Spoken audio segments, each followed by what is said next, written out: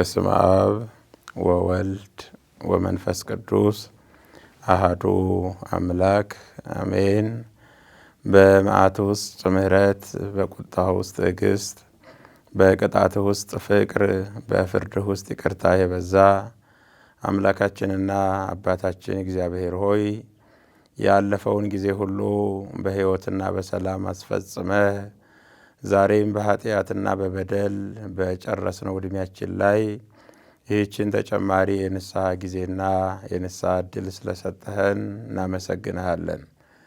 እጅግ የተወደዳችሁና የተከበራችሁ በሀገር ውስጥና ከሀገር ውጭ ሆናችሁ ይህንን መርሃ ግብር የምትከታተሉ የእግዚአብሔር ቤተሰቦች የእመቤታችን የቅድስት ድንግል ማርያም የአስራት የቃል ኪዳን የበረከት ልጆች የቅዱሳን ሁሉ ወዳጆች በኃያሉ በልዑል እግዚአብሔር ፍጹም ሰላም እላችኋለሁ። እንደምን ዋላችሁ?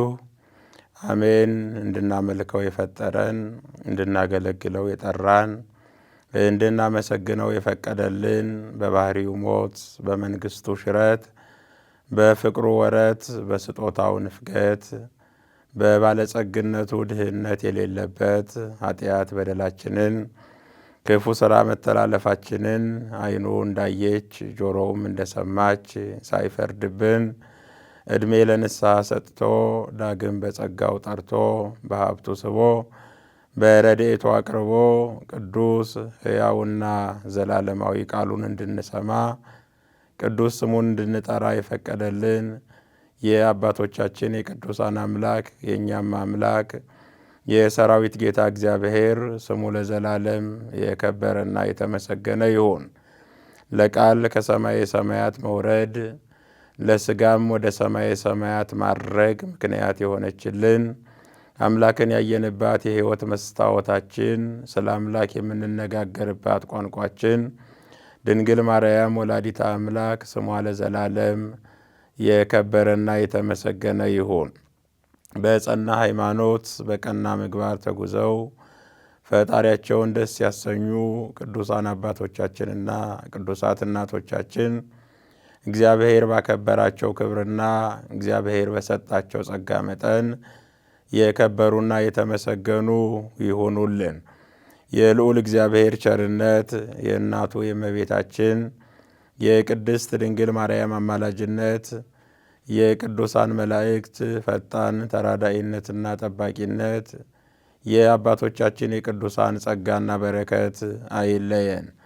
በቅድሚያ እንኳን ለ2018 ዓመተ ምህረት ለቅዱሳኑ ለቅዱስ ጳውሎስና ለቅዱስ ጴጥሮስ ዓመታዊ ዕረፍት መታሰቢያ በዓል በሰላም በሕይወት በጤና ጠብቆ አደረሰን አደረሳችሁ። እዚህ ያደረሰን አምላክ ስሙ የከበረና የተመሰገነ ይሁን። ለዛሬ እግዚአብሔር ቢረዳን ቅዱሱን መንፈስ ቢያግዘን በሚኖረን ጥቂት ደቂቃ የምንነጋገርበት የትምህርታችን ርዕስ መንክር ስምከ በእንተዝ ሐሰሰቶ ነፍስየ፣ ምስክሮች ድንቆች ናቸው ስለዚህ ነፍሴ ፈለገቻቸው። የዳዊት መዝሙር 118 በቅንፍ 119 ቁጥር 129 ላይ ተመዝግቦ የምናገኘው ኃይለ ቃል ነው። የትምህርቱ መሠረታዊ ዓላማ የቅዱሳን ሰማዕታቱን ክብርና ጸጋ ማሳወቅና ማስገንዘብ ነው።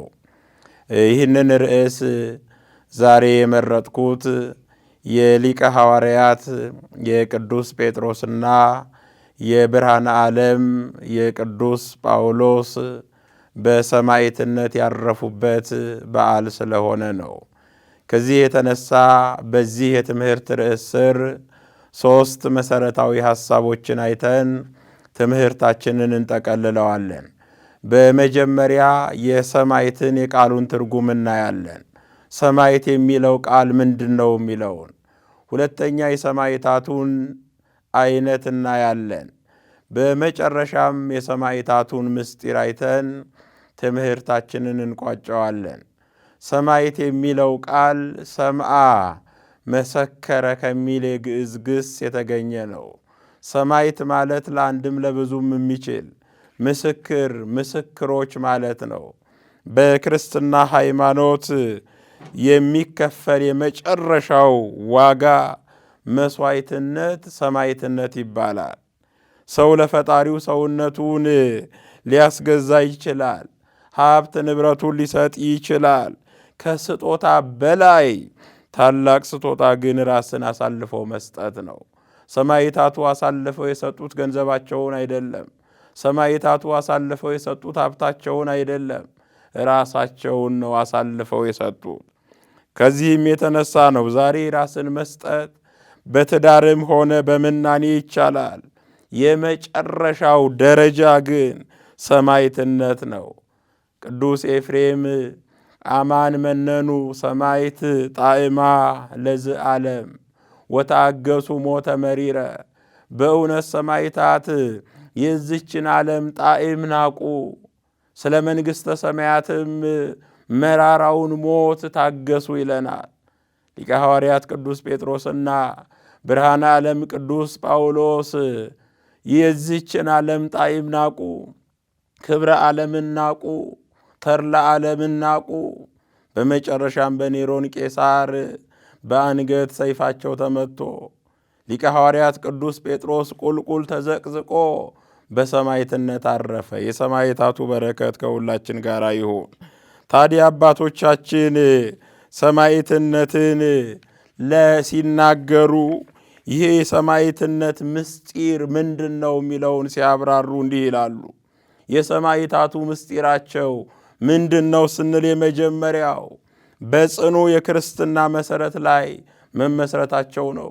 መከራውን እንዳይፈሩ ያደረጋቸው፣ ስቃዩ እንዳይፈሩ ያደረጋቸው በጽኑ የክርስትና መሰረት ላይ መመስረታቸው ነው። የእግዚአብሔር ልጆች የእኛስ የተመሰረት ነው በየትኛው መሰረት ላይ ይሆን? በጽኑ መሰረት ይሆን ወይስ ደግሞ ባልጸናው? አምላካችን እግዚአብሔር እንደ ሰማዕታቱ በጽኑ መሰረት ላይ እንድንመሰረት በቸርነቱ ይርዳን። ሁለተኛው ሰማዕታቱ መከራውን ስቃዩን እንዳይፈሩ ያደረጋቸው ምስጢር ምንድነው ስንል ዕለት ዕለት የክርስቶስን ፍቅር መለማመዳቸው ነው። ብርሃነ ዓለም ቅዱስ ጳውሎስ እንደነገረን በመላእክትና በሰው ልሳን እንኳ ብናገር ፍቅር ከሌለኝ እንደሚጮህ ናስ እንደሚንሿሿ ጸናጽል ሆኛለሁ። ይሄ ነው መከራውን ስቃዩን እንዳይፈሩ ያደረጋቸው። ሌላው የሰማዕታቱ ምስጢር ምንድነው ስንል ከወሬ ከንግግር ይልቅ ተግባርን መምረጣቸው ነው። ዛሬ ብዙዎቻችን ብዙ ነገር እናወራለን፣ ብዙ ነገር እንጽፋለን፣ ከተግባር ግን የራቀን የተግባር ክርስቲያኖች የሆንን ስንቶች ነን? አዎ ዓለምን የስም ክርስቲያን ሞልቶታል።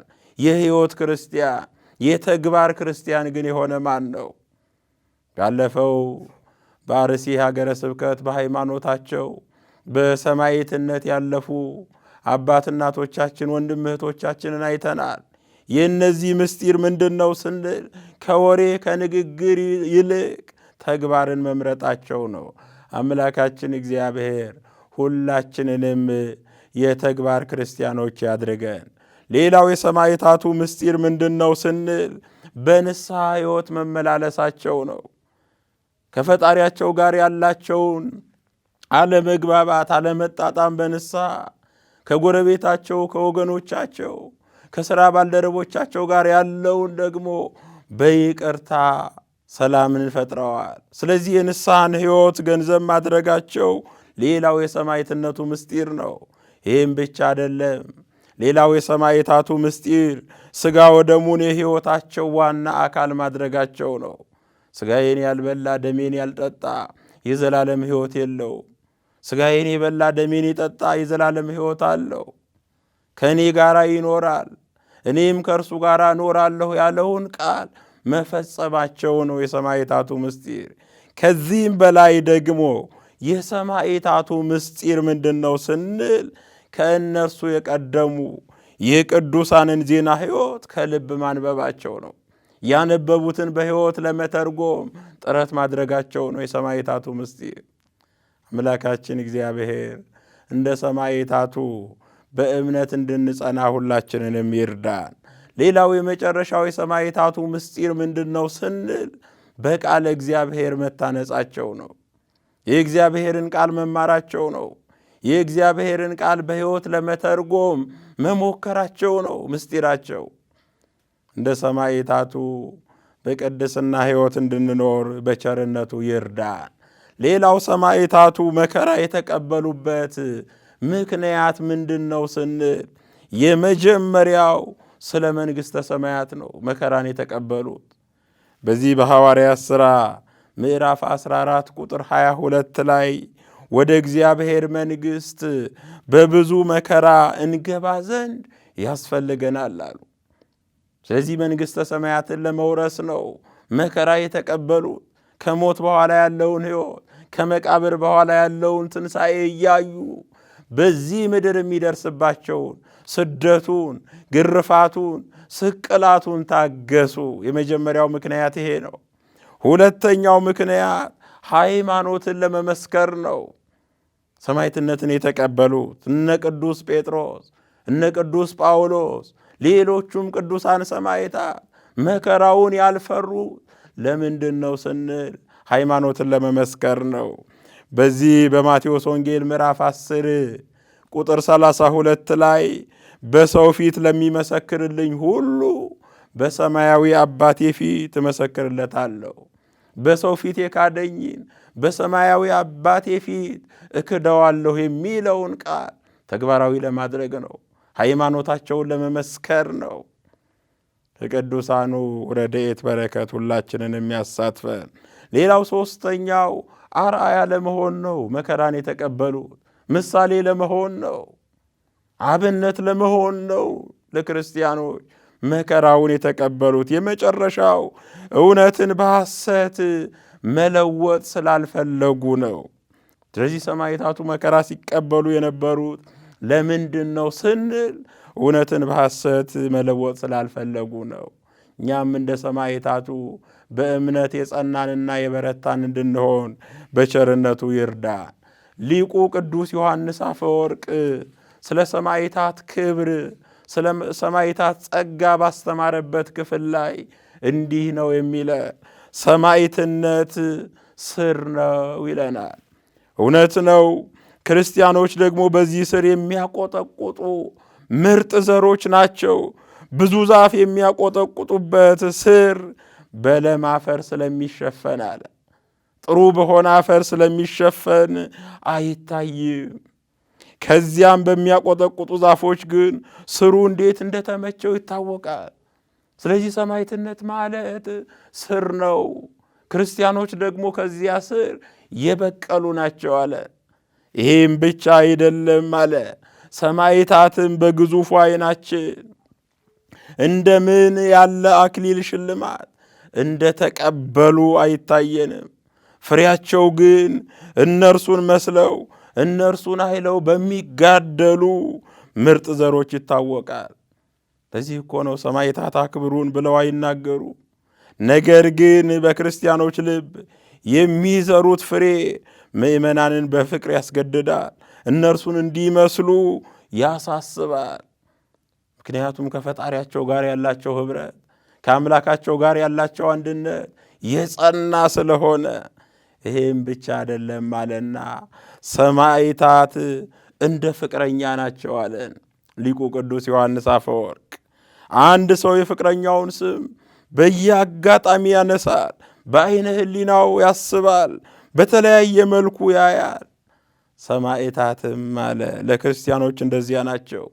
እጅግ የተወደዱ በፍጹም ሕሊና የማይጠፉ ተወዳጆች ናቸው። የልጆቻችንን ስም በእነርሱ ስም የምንሰይመው፣ ስዕላቸውን ስለን የምንሳለመው ለሰማዕታቱ ያለንን ክብር፣ ለሰማዕታቱ ያለንን ፍቅር የሚገልጽ ነው። ታዲያ የእግዚአብሔር ልጆች ሰማዕትነት ይህ ከሆነ ከሰማዕታቱ እኛ ምንድን ነው የምንማረው? የመጀመሪያው ከሰማዕታቱ የምንማረው ምንድን ነው ስንል በእምነት መጽናትን ነው። በሃይማኖት የበረታን መሆንን ነው። በዚህ በማቴዎስ ወንጌል ምዕራፍ 24 ቁጥር 13 ላይ እስከ መጨረሻው የሚጸና ይድናል አለ። እነ ሊቀ ሐዋርያት ቅዱስ ጴጥሮስ እስከ መጨረሻው ጸኑ። እነ ብርሃነ ዓለም ቅዱስ ጳውሎስ እስከ መጨረሻው ጸኑ። በመጨረሻም የድል አክሊልን ተቀዳጁ። በዚህ በጢሞቴዎስ መልእክቱ ላይ መልካሙን ገድል ተጋድያለሁ፣ ሩጫዬን ጨርሻለሁ፣ ሃይማኖቴን ጠብቄአለሁ፣ ወደፊት የጽድቅ አክሊል ተዘጋጅቶልኛል ይላል። ስለዚህ ከሃይማኖቱ ከቅዱሳን ሰማዕታት የምንማረው የመጀመሪያው በእምነት መጽናትን ነው። በእምነት እንድንጸና አምላካችን እግዚአብሔር በቸርነቱ ይርዳን። ሌላው ሁለተኛው ከቅዱሳን ሰማዕታቱ የምንማረው ነገር ምንድን ነው ስንል ከሥጋዊ ደስታ ይልቅ መንፈሳዊ ደስታን መምረጥ ነው። በዚህ በማቴዎስ ወንጌል ምዕራፍ 19 ቁጥር 26 ላይ ሰው ዓለሙን ሁሉ ቢገዛ ቢነዳ ቢሾም ቢሸለም ነፍሱን ግን ካላተረፈ ምን ይጠቅመዋል ይላል። እውነት ነው። የእግዚአብሔር ልጆች ከሞት በኋላ ላለው ሕይወታችን ከመቃብር በኋላ ላለው ትንሣኤያችን የክብር ትንሣኤ እንድንነሳ በዚህ ምድር ላይ እግዚአብሔርን ማስቀደም አለብን። እግዚአብሔርን መያዝ አለብን። ሰማዕታቱ እግዚአብሔርን ይዘው ነው ከዚህ ከምድራዊ ደስታ ይልቅ ሰማያዊው ከዓለማዊው ደስታ ይልቅ መንፈሳዊውን ደስታ መምረጣቸው ነው። ሌላው ከሰማዕታቱ የምንማረው ምንድን ነው ስንል የሚበልጠውን ዋጋና ክብር ማየት ነው። ዛሬ ግን እኛ የትኛውን ክብር ነው እያየን ያለ ነው? የትኛውን ዋጋ ነው እያስቀደምን ያለ ነው? በዚህ በዳዊት መዝሙር 84 ቁጥር 10 ላይ በኃጥአን ድንኳኖች ከመቀመጥ ይልቅ በቤትህ መጣል ይሻለኛል፣ ከአእላፍ ይልቅ በአደባባዮች አንዲት ቀን ትሻላለች አለ። ይሄ የሚበልጠውን ክብር መምረጥ ነው። የሚበልጠውን ዋጋ መምረጥ ነው። በዚህ በዕብራውያን መልእክቱም ላይ ሐዋርያው ቅዱስ ጳውሎስ እንዲህ ነው የሚለን፣ የሚበልጠውን ክብር አይቶ እምቢ ማለትን። ሙሴ እምቢ አለ፣ በእምነት እምቢ አለ። የፈርዖን የልጅ ልጅ መባልን እምቢ አለ። ምክንያቱም ያኛው ክብር ስለሚበልጥ፣ ያኛው ዋጋ ስለሚበልጥ ይሄንን መረጠ። መንፈሳዊውን ነገር ሰማያዊውን ነገር እንድንመርጥ አምላካችን እግዚአብሔር በቸርነቱ ይርዳን። ሌላው አራተኛው ከቅዱሳን ሰማዕታቱ የምንማረው ምንድን ነው ስንል ከሰዎች ሹመት ይልቅ ሰማያዊ ሹመትን መፈለግ። ዛሬ ብዙ ሰው ምድራዊ ሹመትን ይፈልጋል፣ ሥጋዊ ክብርን ይፈልጋል። ግን ሰማያዊ ሹመትን ፈልገው ነው ሰማዕታቱ በዚህ ምድር ላይ መከራ የደረሰባቸው፣ ፈተና የደረሰባቸው። ስለዚህ እንደ ሰማዕታቱ ሰማያዊውን ክብር እንድንፈልግ በቸርነቱ ይርዳን። የእግዚአብሔር ልጆች በዚህ በቤተ ክርስቲያን ታሪክ ላይ ዘመነ ሰማዕታት ተብሎ ራሱን ችሎ የሚጠና ሰፊ ታሪክ አለ።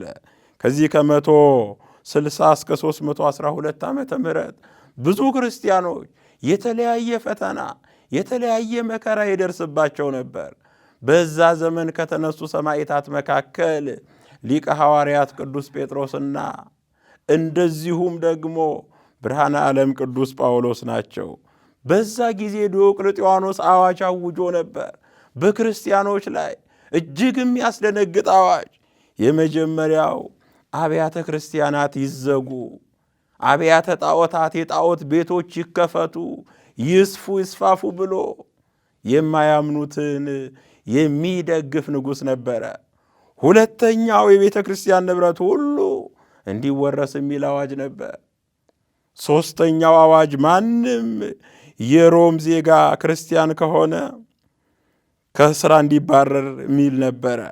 አራተኛ ባሮች ክርስትናን ከተቀበሉ ነፃ የመውጣት መብት እንደሌላቸው፣ እንደዚሁም ክርስቲያኖች ምንም ሕጋዊ ምክንያት ቢኖራቸው በማንም ላይ ክስ መመስረትና ስለ መብታቸው መከራከር የማይችሉበት አዋጅ ታውጆ ነበር።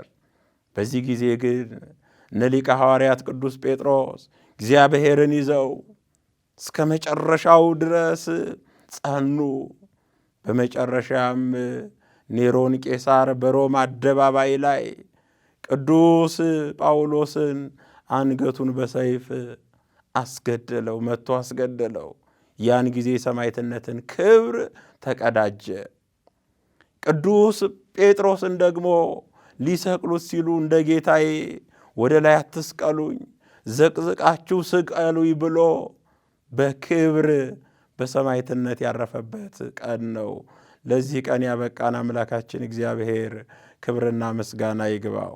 ከሰማዕታቱ ከሊቀ ሐዋርያት ከቅዱስ ጴጥሮስና ከብርሃነ ዓለም ከቅዱስ ጳውሎስ ረድኤት በረከት ያሳትፈን።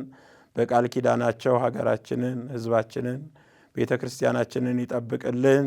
አጽራረ ተዋሕዶ ሃይማኖታችንን፣ አጽራረ ሀገራችንን ያስታግስልን። የሁላችንንም ፍጻሜ በቸርነቱ ያሳምርልን። ወስብሐት ለእግዚአብሔር ወለወላዲቱ ድንግል ወለመስቀሉ ክቡር። ይቆየን።